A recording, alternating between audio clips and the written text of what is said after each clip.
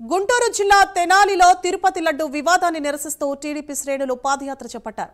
VSR కళాశాల వద్ద ఉన్న వినాయక విగ్రహం నుండి వైకుంఠపురం వెంకటేశ్వర స్వామి ఆలయం వరకు ఈ పాదయాత్ర కొనసాగింది.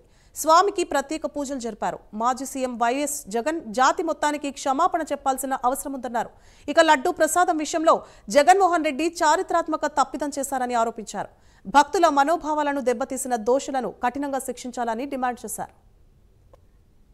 కలిపినటువంటి ఘనత ఈ మాజీ ముఖ్యమంత్రి జగన్మోహన్ రెడ్డికే దక్కింది. ఎందుకంటే ఇట్లాంటి సందర్భంలో రాజకీయాలు మాట్లాడటం కాదు, కానీ ఇతను ముఖ్యమంత్రి అయిన తర్వాత ఈ రాష్ట్రాన్ని దోచేశాడు.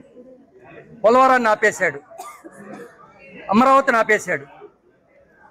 ఇటీవల వరదల్లో ప్రకాశం బ్యారేజీని సైతం పడగొట్టాలనే ప్రయత్నం చేసినటువంటి దుర్మార్గమైన ముఖ్యమంత్రి ఈ జగన్మోహన్ రెడ్డి, మాజీ ముఖ్యమంత్రి.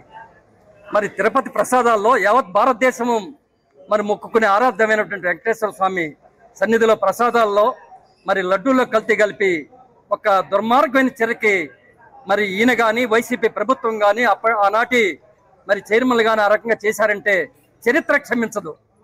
మరి అలాంటి చరిత్ర క్షమించని వ్యక్తిని మరి ప్రధానమంత్రి గారు కానీ ఇప్పుడు ముఖ్యమంత్రి గారు మరి ఇతన్ని తప్పకుండా కటకటాల్లో వేయించి ఈ యొక్క జాతికి క్షమాపణ చెప్పాల్సిన అవసరం ఎంతైనా జగన్మోహన్ రెడ్డి ఉందని చెప్పి కలియుగ